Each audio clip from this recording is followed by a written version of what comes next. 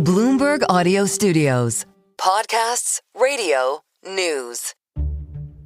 Over the last 2 months, the United States has launched a series of strikes off the coast of Venezuela. The U.S. military carried out another lethal airstrike. Another U.S. strike. New strike on a suspected drug boat in the Caribbean. The massive explosion sending debris raining down in international waters. Despite questions about evidence and due process, the administration insists lethal strikes like these will continue. The Trump administration says it's targeting narco-traffickers. The president keeps making this claim that every time he strikes one of these boats, he prevents about 24,000 drug-related deaths in the United States. Nick Wadhams heads up Bloomberg's national security team. That is obviously a highly dubious claim, but he's basically making the equation, if you have X tons of fentanyl on the boat and a tiny dose of fentanyl can kill a person, that's how many drug-related deaths are being saved in the U.S. So they essentially see this as an invasion by drug runners flooding the U.S. market, and this is the way they're going to stop it. Experts say these strikes violate international law. The real motivation for why these are actually happening is something that has remained a very elusive reporting target. The U.S. is also building up its military presence in the Caribbean, which is fueling intense speculation over what the White House is planning to do next and what its overall objective is. CBS News' Norah O'Donnell asked President Trump about that in an interview that aired on 60 Minutes on Sunday. On Venezuela in particular, are Maduro's days as president numbered? I would say, yeah. I think so, yeah.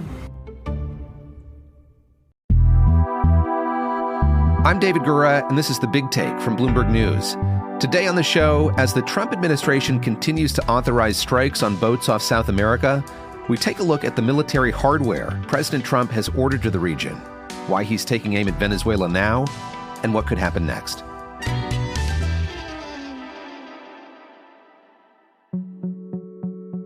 Over the last 2 months, strikes carried out by the U.S. military on vessels in the Pacific and Caribbean have killed more than 60 people. The Trump administration says those strikes and a growing military presence off the coast of Venezuela are meant to hinder the flow of drugs from South America to the United States. I asked Bloomberg's Nick Wadhams if there's more to the story. The element that's very high in a lot of people's minds is Venezuela's leadership, President Nicolas Maduro. The U.S. says he's essentially the head of this drug-running criminal enterprise, though as far as we know, not a lot of drugs are produced in Venezuela. It's mostly a transit point for drugs flowing from elsewhere. But that has fueled a lot of suspicion that the U.S. basically wants regime change in Venezuela. I mean, we know for a long time that the U.S. has wanted Nicolas Maduro out. They've put a multi-million-dollar bounty on his head for any information leading to his arrest. They tried in Trump's first term to usher him from power. They failed. And now you have a Secretary of State in Marco Rubio who has been even far more explicit about his desire to see Maduro leave power. And so that has then fueled a lot of speculation that the military buildup is not really about targeting these boats, but it's laying the groundwork for airstrikes or possibly even an invasion that would lead to Maduro's ouster. Nick, how effective has this campaign been as a way of ratcheting up pressure on President Maduro? What do we know about what's happening on the ground in Venezuela? It has ratcheted up a great deal of pressure on Nicolas Maduro. There's no question that he is feeling the heat. He has called up troops. He's put his country on high alert. The question, though, is what the ultimate effect will actually be. The opposition in Venezuela, you may recall that opposition leader Machado just won the Nobel Peace Prize for her efforts. But, she essentially argues that all this pressure is going to put so much of a squeeze on Nicolas Maduro that he's going to be forced to leave power. The flip side of that is the argument that actually by creating this extremely tense environment, that only gives Maduro additional strength and support and attracts more people to his side and essentially entrenches his position so that he emerges from this even stronger. So there are a lot of questions about how tenuous his grip on power really is. But, there has been a great deal of reporting, including by Bloomberg, that he is looking for a way out. And he would vastly prefer a diplomatic solution to this. There had been some reporting that he was even looking for a strong economic deal where he would essentially sell all Venezuela's oil to the United States. I asked Becca the defense lead at Bloomberg Economics, to detail just how much military might the U.S. has mobilized off of South America. Well, we've got a lot of sea power, air power, and firepower now in the Caribbean and in the Eastern Pacific. And honestly, this is probably the most that we've seen in those two regions for quite some time. So we've got multiple guided missile destroyers, which tend to carry missiles, including Tomahawk land attack missiles that could be used in potential strikes. We also have an amphibious ready group, which allows the U.S. to have a number of forces in the region. So this is where you see a Marine Expeditionary Unit embarked upon. And it should be there in about a week or so. And that's going to bring not only sizable number of sailors aboard, but also aircraft, fighter aircraft that can take off from the decks of the carrier and potentially do strikes on either ships, whether it's these narco-trafficking boats, or perhaps even strikes on land. In addition to that, we've seen some special forces assets in the region as well, which has added to some of the potential pressure campaign that right now this buildup is likely placing on Maduro, where it is almost a bit of a psychological operation. It's not just about the buildup itself and what those capabilities could bring, but as Nick was talking about, what it is that pressure could force Maduro to actually end up doing, which could be potentially stepping down from power.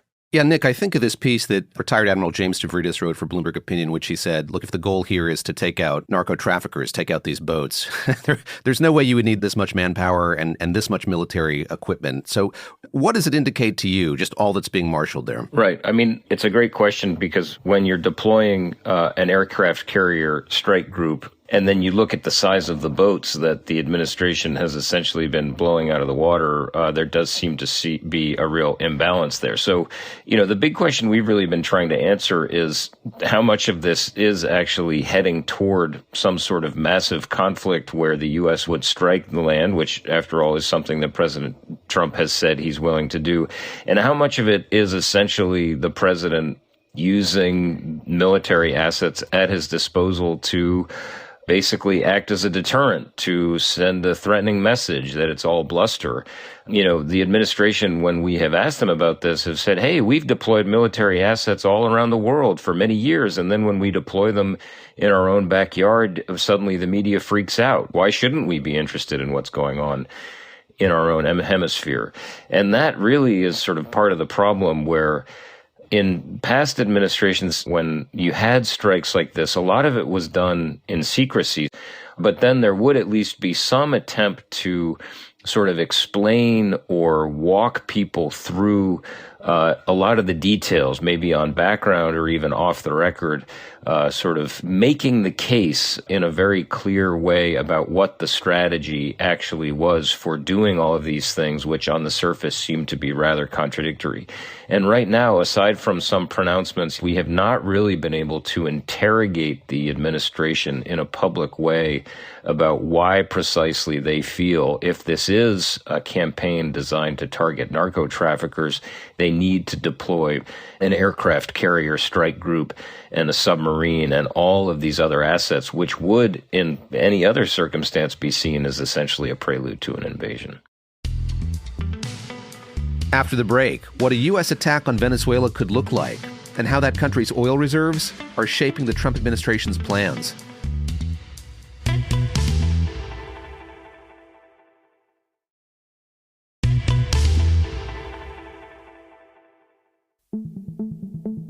Becca, something you have a lot of experience with are war games, gaming out sort of what might happen in a scenario like this. How do you look at sort of the way that this might evolve and what that might mean, how it might play out? Yeah, so with my wargaming hat on, thinking about all of the games that I've run for the Department of Defense and for other militaries around the globe, I sort of see this as there being a few different options. One would be using some of the covert assets that the U.S. uses, trying to use special operations forces to do some type of regime change from within. I think that that's a little bit more of a less likely scenario. So instead, that makes me think that there's probably two potential strike options if we're looking at the assets that are currently in theater. The first one is going after infrastructure, having these big, showy strikes that are very visible and very public and can last for, several days, maybe a few weeks. The second option would be one that's more so going after the various nodes of the cartels. So going after different transportation routes, going after cartel leadership, particularly when they're on the move. And this is going to look a lot like some of the counterterrorism operations that we've seen in places like Afghanistan and Iraq. It's going to require a bunch of air power and airstrikes. So really, I think what we're seeing here are two kind of options. These big attacks, kind of a little bit like what we saw the administration do against the Houthis earlier this year. And then also these almost counterterrorism style attacks where they're going to go after transportation nodes and key leadership. In both cases, there's a fairly limited track record of success. And so that doesn't necessarily give me a lot of hope that if the US were to conduct any of these strikes, that they would be successful at going after and stopping the flow of drugs if that truly is what the impetus for these attacks would be. Nick, I know that Venezuela has an awful lot of oil, and I wonder how that might be shaping the way the administration is thinking about its course forward. David, that is really at the heart of so much of this, because when you look at this conflict through the perspective of oil, you really start to peel back a lot of layers and see some hidden currents that have been coursing through this administration since Trump came back. So you've essentially got two poles. One is Marco Rubio, who wants to ramp up even further the sanctions that have been imposed on Venezuela, choke off its oil industry, stop the flow of oil, and really starve Maduro of the hard currency he needs to stay afloat. On the other hand, you have a Trump advisor who's now actually runs the Kennedy Center for Donald Trump. He's the former ambassador to Germany, someone named Richard Grenell, and he had been pushing this idea that, no, let's open it up entirely. Let's essentially create a situation where we lift all the sanctions and then the United States buys all of Venezuela's oil, and then we can tariff the heck out of everything coming in from Venezuela and essentially make Venezuela the 51st state of the United States. So a very different approach, and you have these two advisors playing to different aspects or different impulses from the president, one being his desire peace through strength, the desire to get tough, and then the other, hey, tariffs and business deals, and let's make a deal, art of the deal. I don't care so much about your values and whether you believe in democracy as long as we have a business partnership between the two countries. And safe to say right now, the Rubio approach has definitely won. There is absolutely no indication that President Trump is going to be willing anytime soon to lift those sanctions and pursue any sort of oil deals with Venezuela. But he is getting pressure from some of his allies. Obviously, the oil majors, Chevron, still does some business in Venezuela. They would love to get into that market. And the question is, well, how long does Trump's patience last? Is he really, after coming to the presidency, billing himself as the peace president, he's solved a bunch of wars, he didn't start any new ones, is he really going to commit to the idea of a massive campaign? I mean, right now there's very little notion that the U.S. would put actual boots on the ground in Venezuela, but is he willing to enter into a lengthy air campaign against Venezuela when it goes against so much of the reasons why he said he deserved to be president a second time? And how much is he going to lose patience for that effort and then try to lean into some other effort where he could essentially cut a deal with Maduro the way you saw him try to cut a deal with Vladimir Putin, North Korea's Kim Jong-un, and even in some cases, has said he wants to cut a deal with Iran.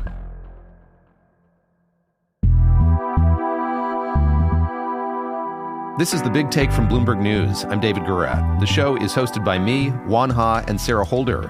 The show is made by Aaron Edwards, David Fox, Eleanor Harrison Dengate, Patty Hirsch, Rachel Lewis-Krisky, Naomi Ng, Julia Press, Tracy Samuelson, Naomi Shavin, Alex Segura, Julia Weaver, Yang Yang, and Taka Yasuzawa. To get more from The Big Take and unlimited access to all of Bloomberg.com, subscribe today at Bloomberg.com/podcast offer. Thanks for listening. We'll be back on Monday.